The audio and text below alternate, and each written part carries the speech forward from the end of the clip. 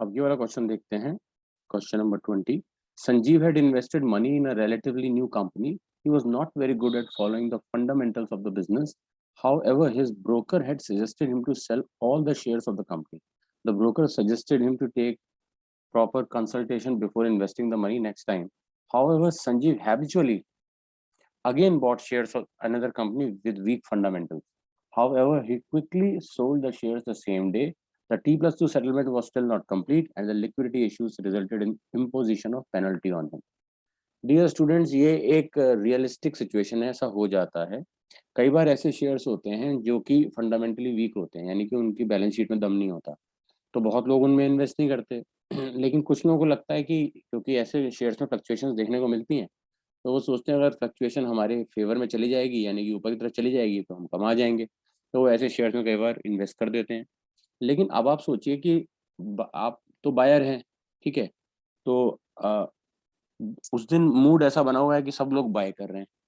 छोटा सा शेयर है, लिक्विडिटी कम है और आपको थोड़े टाइम बाद जब प्रॉफिट लगा, आपने उसी दिन बेच दिया, यानी कि उसी दिन सेल कर दिया। लेकिन जब आपने सेल करा तो कोई बायर होना चाहिए। कहना तो ये है कि उस वक़्त तक सारे बायर्स जो थे उनका मूड चेंज हो गया था, अब वो सब सेलिंग के मूड में आ गए हैं। क्योंकि जैसे आपका मूड बदला औरों का भी बदला, तो आपको कोई बायर ही नहीं मिल रहा है।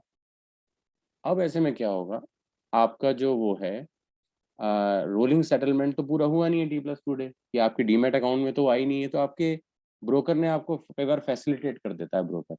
क्या होता है कि आपके डीमैट अकाउंट में आने से पहले आप कुछ शेयर्स को बेच पाते हैं, जिनमें लिक्विडिटी अच्छी होती है, यानी कि जिनमें अच्छा वॉल्यूम होता है। अगर वॉल्यूम अच्छा नहीं होता तो ये इश्यू देखने को मिलता है स्टूडेंट्स, ये बहुत ही प्रैक्टिकल बात है। तो यहाँ पर सेबी ने क्या करा ऐसी सिचुएशन में, यहाँ पर सेबी ने कहा भाई, यहाँ पे सेबी ऐसे में ना पेनल्टी लगा देती है। तो यहाँ पे कहा गया विच function of SEBI is indicated in the above case. तो यहाँ पर क्योंकि पेनल्टी लग रही है, तो पेनल्टी का मतलब होता है आपका प्रोटेक्टिव फंक्शन। कुछ लोग रेगुलेटरी बोल सकते हैं, लेकिन ये रेगुलेटरी नहीं है। रेगुलेटरी में क्या होता है, सर्टिफिकेट्स देना, उसको रिकॉग्नाइज करना, उनको रजिस्टर करना, ठीक है, ये सब चीज़ें होती हैं, रजिस्टर करना और रेगुलेट करना। तो ये प्रोटेक्टिव फंक्शन में आएगा पेनल्टी वगैरह। अच्छा अच्छा, अब यहाँ पे देखते हैं mention first 3 steps of the trading procedure from your side. अब ये ट्रेडिंग प्रोसीजर स्टॉक एक्सचेंज तो थोड़ी देर पहले मैंने डिस्कस भी किए थे। स्टेप 1 है आइडेंटिफिकेशन ऑफ ब्रोकर, ठीक है, एक अच्छा सा ब्रोकर मिल जाए जो सेबी रजिस्टर्ड हो, उसको आप ढूंढ लें, identification of a broker.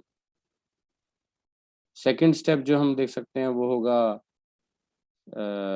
Selection of broker. पहला पॉइंट हम देख सकते हैं, सिलेक्शन ऑफ ब्रोकर है, ये ब्रोकर सेबी रजिस्टर्ड होना चाहिए। सेकंड पॉइंट हम देख सकते हैं, it is opening of demat account, आपने डीमैट अकाउंट खुलवाया। एंड थर्ड पॉइंट जो है, थर्ड स्टेप हम देख सकते हैं, प्लेसिंग द ऑर्डर। तो ये 3 हमारे स्टेप्स हैं जहाँ पर हम प्रोडक्ट ऑर्डर फॉर्म भरते हैं। प्लेसिंग द ऑर्डर में ये होता है, सिलेक्शन ऑफ ब्रोकर के टाइम पे हम लोग सारे अपने डॉक्यूमेंट्स दे देते हैं। तो ये पहले 3 स्टेप्स हैं, these are the first 3 steps of trading procedure, ठीक है। क्वेश्चन नंबर 20 ये हो गया। अब हम आगे बढ़ जाते हैं, क्वेश्चन नंबर 21 पे आ जाते हैं। क्वेश्चन नंबर 21 को देखते हैं जरा। XYZ Steels has reached out to facilities and institutional arrangements to raise funds in order to meet its expansion needs. The organization follows the code of conduct and guidelines given by SEBI. Circumstances change, but the reaction of the issuers, investors, and intermediaries should not violate the norms set by the regulatory body. SEBI keeps track of the situation and acts as a watchdog. Which concept is indicated in the above case? तो ये एक tough question students को लग सकता है, लेकिन मैं आपको बताऊं, यही देखिए ना, to facilities and institutional arrangements, ये जो लाइन है ना, ये हमें बताती है कि this is basically capital market. तो कैपिटल मार्केट यहाँ पर एक वो बन गया, ठीक है ना।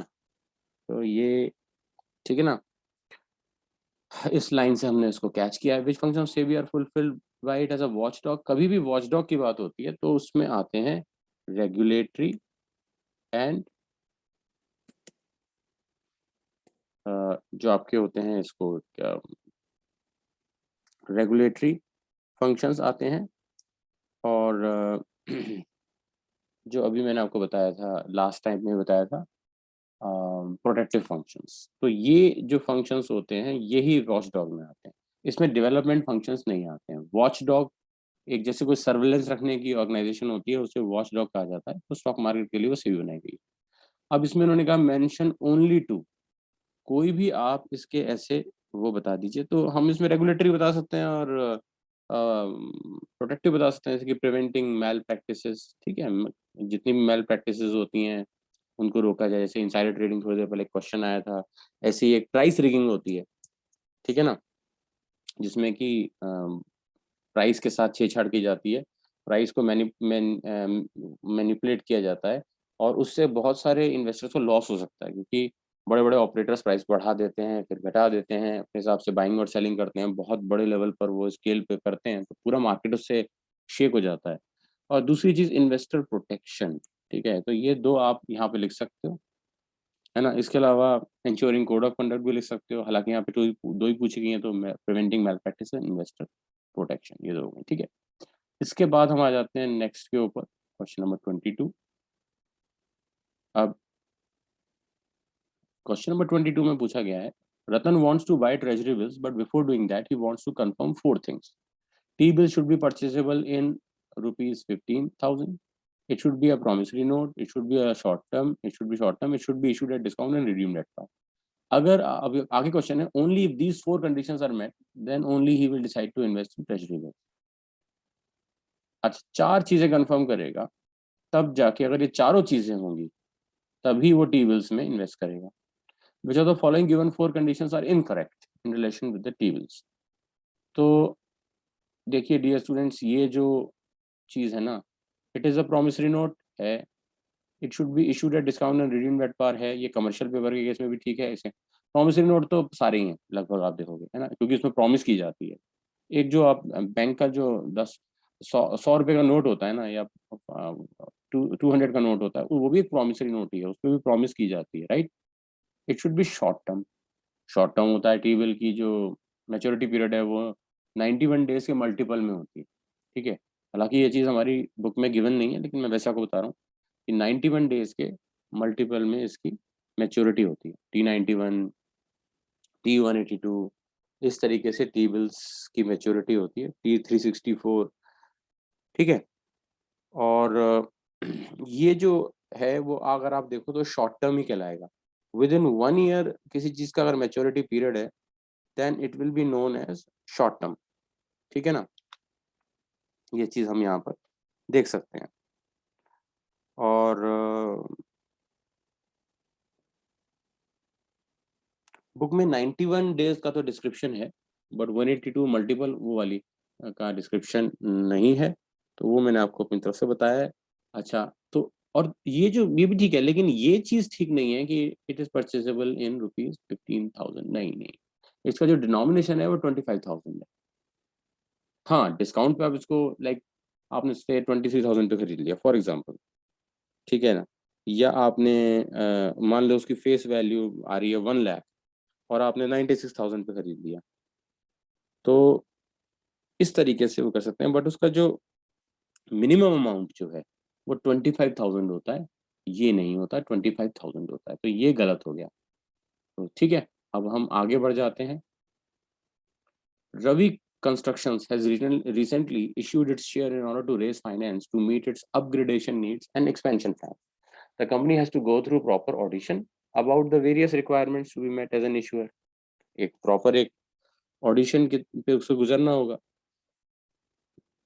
तो ऑडिटरी जो फंक्शंस होते हैं सेबी के, वो रेगुलेटरी फंक्शंस में आते हैं, ठीक है ना। ब्रोकर, सब ब्रोकर्स, पोर्टफोलियो एक्सचेंजेस, ठीक है, इनके मान लीजिए रजिस्ट्रेशन है, रेगुलेशन है, म्यूचुअल फंड्स होते हैं, मर्चेंट बैंकर्स होते हैं, इनके रजिस्ट्रेशन रेगुलेशंस हो गए, ये सारे के सारे देखते हैं, ठीक है ना।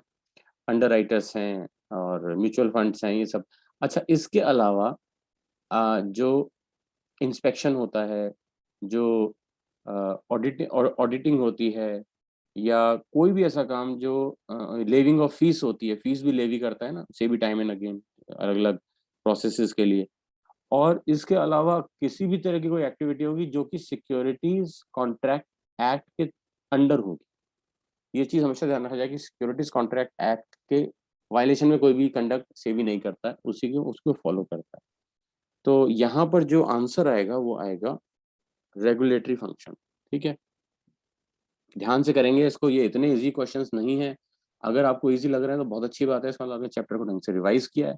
अदरवाइज ये क्वेश्चंस ऐसे हैं जो सिर्फ पढ़ने वाले स्टूडेंट के लिए इजी हैं, लेकिन पढ़ना बहुत बहुत ज़रूरी है। चैप्टर 9 और चैप्टर 10 खासतौर पर बड़े टेक्निकल चैप्टर्स हैं स्टूडेंट्स, तो ध्यान से इनको बार बार रिवाइज करिए, लिख लिख के पढ़िए। लिखना एक बहुत अच्छी चीज़ है, लिख के पढ़ना चाहिए। Question number 24, short selling is a feature. और कोई भी अगर टर्म समझ में नहीं आ रहा है तो पूछिए, गूगल पे सर्च करिए, अपने टीचर से पूछिए, ठीक है ना, बट अपने फ्रेंड से डिस्कस करिए जो वो है। लेकिन किसी भी टर्म को छोड़िए मत कि हमें उसका मीनिंग नहीं पता और हमने उसको वजह से याद कर लिया। ये समझने वाले चैप्टर्स हैं। Short selling is a feature in trading in which the traders can sell the contracts whose prices are falling and buy them later when they reach a lower price. ठीक है, so the gap between the selling and buying price is the profit. However, these days, owing to high volatility, a few shares fall more than 20% in a single day. SEBI has decided to prevent short selling of shares, which have shown volatility of more than 40% during last 5 days. SEBI has decided to impose penalties on those traders who further short sell such contracts. अब एक condition मैंने आपको दी है, जब corona के time में बहुत तेजी से फ्लक्चुएट हो रहा था मार्केट, तब SEBI इस चीज को लेकर आया था, लगभग कभी उसके आसपास ही लाया था मेरे ख्याल में। बट ये एक बार आ चुका है, ये भी एक प्रैक्टिकल चीज है। तो फ्यूचर्स कॉन्ट्रैक्ट होते हैं। अभी आप छोटे हैं, आपको शायद आइडिया नहीं होगा, आप में से शायद कुछ ने जिनके घर में स्टॉक मार्केट में डील करते हैं, ट्रेडिंग में होता है वो, बेसिकली फ्यूचर कॉन्ट्रैक्ट्स होते हैं। तो उसमें क्या होता है कि एक डेट होती है एक्सपायरी की, जैसे कि कुछ 3 महीने, कई बार 2 महीने। कुछ चीज़ों में, कमोडिटी में, जैसे मतलब अलग सेक्शन होता है, क्रूड ऑयल का सेक्शन है, वहाँ पर फ्यूचर कॉन्ट्रैक्ट होगा, 6 मंथ्स का हो सकता है, आई थिंक 6 मंथ का होता है वहाँ पे। तो इस तरीके से जो आपके शेयर्स होते हैं उनमें एक लॉट होता है, वो फ्यूचर कॉन्ट्रैक्ट में आता है। जिनको समझ में आ रहा है ठीक है, नहीं आ रहा तो ये बहुत थोड़ा प्रैक्टिकल चीज़ है, ज़्यादा आपको समझने की जरूरत नहीं आपके कोर्स में। नहीं, मैं खाली इस क्वेश्चन के थ्रू समझा रहा हूँ, क्योंकि एक रियलिस्टिक सिचुएशन दी हुई है इस क्वेश्चन में। अब नॉर्मली आप क्या समझते हो कि हम प्रॉफिट कैसे कमाते हैं? हमने 10 रुपए का शेयर खरीदा, ठीक है ना, मैं आपको जरा एक चीज सिचुएशन बताता हूँ। जैसे हमने मान लो बाय किया, ठीक है, 10 रुपए में, ₹10 में हमने बाय किया, और हमने इसको सेल कर दिया ₹15 में। तो पर शेयर हमें कितने का प्रॉफिट हो गया? पर शेयर हमें प्रॉफिट हुआ ₹5 का। ठीक है, एक समझ लेते हैं जरा। तो मान लो हमने एक ही दिन में इस चीज को करा है, या ओवर अ पीरियड टाइम किया, जो भी है। तो ₹5 हमारा बेसिकली कैपिटल एप्रिसिएशन भी कहते हैं इसको, शेयर्स का जो प्राइस बढ़ता है उसको कैपिटल एप्रिसिएशन कहा जाता है। चलो हमने ऐसी लेमन लैंग्वेज समझ लेते हैं, प्रॉफिट हो गया जी, ठीक है, बाय किया, सेल कर दिया, ठीक है। अब आप एक चीज सोचो, फ्यूचर में हम क्या कर सकते हैं? फ्यूचर में कॉन्ट्रैक्ट होता है, फ्यूचर्स कॉन्ट्रैक्ट। उसमें आप क्या कर सकते हो कि आप, जैसे कि आप पहले सेल भी कर सकते हो। आपने अभी ऊपर, आपको उम्मीद है कि प्राइस गिरेगा, राइट? तो आपने सेल कर दिया, से कोई शेयर है ₹150 का, ठीक है, और फिर वो शेयर प्राइस गिर के आ जाता है ₹140 पे। तो यहाँ पर आप क्या कर सकते हो, उसे पहले बेच सकते हो और बाद में खरीद के, यहाँ पर आप अपना प्रॉफिट कितना हो गया आपका? ₹10। तो ये एक तरीका होता है। अब ये आपको मैं इस क्यों बता रहा हूँ, कोर्स में नहीं है इसलिए, क्योंकि यहाँ पर एक कंडीशन ऐसी, ये आपको समझाया गया है यहाँ पे, traders can sell the contracts whose prices are falling and buy them later when they reach a lower price. तो ये भी एक हमारे पास एक ऑप्शन अवेलेबल होता है स्टॉक मार्केट में। The gap between the selling and buying is the profit. ठीक है। However, these days, owing to high volatility, a few shares fall more than 20% in a single day. अभी तो बहुत ज्यादा fluctuation हो गया, तो इससे क्या हो सकता है, लोगों को बहुत लॉस भी हो सकता है। SEBI has decided to prevent short selling of shares which have shown volatility of more than 40%. या तो 40% से ज्यादा ऊपर गए हैं 5 दिन में, या 40% से ज्यादा गिर गए हैं। ₹100 का शेयर है, वो ₹60 या 55 पे आ गया, यानी कि 40 से ज्यादा हो गया। वैसे में उस पे उसको रोक दिया जाएगा, और उन ट्रेडर्स पे फिर ट्रेडिंग रोकी जाएगी, और उन ट्रेडर्स पे फाइन लगाया जाएगा जो उनमें उनको और ज्यादा शॉर्ट सेल करने की कोशिश करेंगे। ये सबके भले के लिए होता है। तो ये भी आप देखो, पेनल्टीज की यहाँ पे बात हो रही है, ठीक है। यहाँ पर ये बन गया, यहाँ पे पहली बात तो वो ये क्वेश्चन पूछ रहा है कि which type of market, capital market और सेकेंडरी मार्केट है। स्टॉक एक्सचेंज क्या होता है स्टूडेंट्स? Secondary market. और प्राइमरी मार्केट का दूसरा नाम क्या है, new issue market. Which function of SEBI is highlighted above, penalties लग रही हैं, यहाँ पर प्रोटेक्टिव फंक्शन हो गया, ठीक है। और व्हेन वाज सेबी एस्टैब्लिश्ड, तो 1992 में एस्टैब्लिश हुआ था। आपको 1988 नहीं लिखना है, तब तो एज एन इंटरिम बॉडी हुआ था, एज अ टेम्परेरी बॉडी हुआ था, लेकिन प्रॉपरली 1992 में एक एक्ट से एस्टैब्लिश हुआ था, ठीक है ना, एज अ स्टैट्यूटरी बॉडी। तो ये आपको ध्यान रखना पड़ेगा। तो ठीक है, तो अब हम नेक्स्ट क्वेश्चन देख लेते हैं। और नेक्स्ट क्वेश्चन जो है वो कैपिटल, ये जो फाइनेंशियल मार्केट है इसका लास्ट क्वेश्चन होगा। So households keep their savings in banks. There is a competing intermediary which also allows the household to invest their money. The funds reach their most productive use when they get invested in business. This further leads to growth in economy. If we need startups to grow further into huge companies, we need to let this trend become more and more popular among the masses. ठीक है ना, house hold से पैसा कहाँ जा रहा है, companies के पास जा रहा है। बीच में दो कंपीटिंग इंटरमीडियरीज कौन है, बैंक्स और फाइनेंशियल मार्केट। और ये आपने स्टार्टिंग ऑफ द चैप्टर में देखो, एलोकेटिव फंक्शन और जो आपका वो है इंटरमीडिएशन प्रोसेस, ठीक है ना, वो आप पढ़ोगे तो उसके अंदर आपको देखने को मिलेगा। Which function of stock exchange are indicated in the above case. ठीक है, तो अब यहाँ पर ये जो है ना कि ये वाली जो लाइन है मैं आपको बताता हूँ। अब यहाँ तो फंक्शन स्टॉक एक्सचेंज है, ठीक है। तो there is a competing intermediary, the funds reach, ये देख रहे हो ना आप, ये लाइन जो है, तो यहाँ पे आ जाएगा हेल्प्स इन इकोनॉमिक ग्रोथ। यहाँ लिख देंगे हम हेल्प्स इन इकोनॉमिक ग्रोथ। देखो इकोनॉमिक ग्रोथ तभी होगी ना जब मोस्ट प्रोडक्टिव यूज, यानी कंपनीज में पैसा लग रहा है, हाउस में पड़ रहेगा तो उसका तो कुछ नहीं होने वाला। और यहाँ पर जो एक आता है, ये वाली जो लाइन है, further into huge companies we need to let this trend become more and more popular. ये जो आ रहा है ना, this trend become more and more popular among the masses, ये हो गया इक्विटी कल्ट। तो ये इक्विटी कल्ट वाला भी था, प्रमोटिंग इक्विटी कल्ट। तो स्टॉक मार्केट ये जो है फाइनेंशियल, जो स्टॉक एक्सचेंज है, ये इसका फंक्शन ये भी है that it helps in promoting equity cult. ठीक है, तो मैं इसमें आपको एरो भी लगा देता हूँ जैसे कि क्लैरिटी आ जाए। ये इसका है एक्सप्लेनेशन और ये इसका यहाँ से हमने कैच किया। तो ये दो फंक्शंस ऑफ स्टॉक एक्सचेंज यहाँ पर हमने आइडेंटिफाई कर लिए हैं। वैसे तो 6 फंक्शंस हैं, आपको बताइए। Providing liquidity and marketability to existing securities, pricing of securities, ठीक है ना, लिक्विडिटी प्रोवाइड करता है, मार्केटेबिलिटी प्रोवाइड करता है, प्राइसिंग ऑफ सिक्योरिटीज तय करता है डिमांड एंड सप्लाई से। जिस शेयर की डिमांड ज़्यादा ऊपर जाएगा, है ना, तो डिमांड कम है, लोग बेच ज़्यादा रहे हैं, तो वहाँ पे सेलिंग हो रही है तो नीचे जाएगा। तो ये प्राइसिंग ऑफ सिक्योरिटी तय करता है। सेफ्टी ऑफ ट्रांजेक्शन, जो भी ट्रांजेक्शन है उनके लिए सेबी बैठा हुआ है ना, सेफ्टी ऑफ ट्रांजेक्शन। और इकोनॉमिक ग्रोथ तो हमने यहाँ देख ही लिया कि मोस्ट प्रोडक्टिव यूज में पैसा लगता है, इसके थ्रू इकोनॉमिक ग्रोथ है। और स्पेकुलेशन का, it also provides scope for speculation. Speculation क्या होता है, सट्टेबाजी। तो सट्टेबाजी थोड़ी बहुत अगर नहीं होगी तो स्टॉक मार्केट तो कोई जाएगा ही नहीं। स्पेकुलेटर वो होता है जो ना तो बायर होता है ना सेलर होता है, वो बीच का बंदा ऐसा होता है जो कि सिर्फ इसलिए खरीदता है कि उसे प्रॉफिट पे बेच देना है। वो सिर्फ प्राइस मूवमेंट का फायदा उठाने के लिए आता है, लॉन्ग टर्म इन्वेस्टर नहीं होता है वो ना वो। तो इसलिए ये जो स्पेकुलेटर्स होते हैं ये तेजी लेकर आते हैं। अब ये, लेकिन अगर ये चीजें अगर बहुत हाई लेवल ज्यादा होने लग जाती हैं तो फिर उनसे कई मैल प्रैक्टिस से जन्म ले सकती हैं। तो इसलिए प्रोवाइडिंग स्कोप फॉर स्पेकुलेशन लेकिन limited extent. And then 6 point helps in promoting equity cult. Equity cult क्या है, एक ट्रेंड है, लोगों को नॉलेज है, नॉलेज बढ़नी चाहिए, उसमें लोगों का इन्वॉल्वमेंट बढ़ना चाहिए। जितना ज़्यादा लोग स्टॉक मार्केट में इन्वेस्ट करेंगे उतना पैसा स्टार्टअप्स के पास पहुंचेगा, उतना ज़्यादा पैसा उन कंपनीज के पास पहुंचेगा जिनको फंड की जरूरत है। ठीक बात है ना, क्योंकि आप जब फंड्स रेज करते हो दो तरीके से करते हो, इक्विटी और डेट।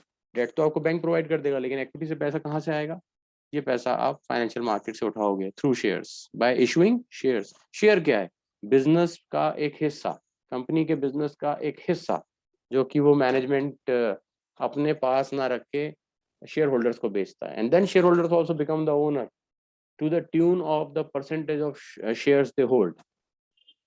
ओके स्टूडेंट्स, तो ये चैप्टर फिनिश होता है, इसको बहुत ध्यान से पढ़ना, ये चैप्टर बहुत इंपॉर्टेंट है हर चैप्टर की तरह, लेकिन थोड़ा टाइम टेकिंग है, लिख लिख के पढ़ेंगे, याद करेंगे, टर्म्स के मतलब ढूंढेंगे, टीचर से पूछेंगे, और गूगल पे सर्च कर सकते हो आप, इससे रिलेटेड वीडियोस देख सकते हो, और कमेंट सेक्शन में भी आप अपने डाउट्स पूछ सकते हो। Okay students.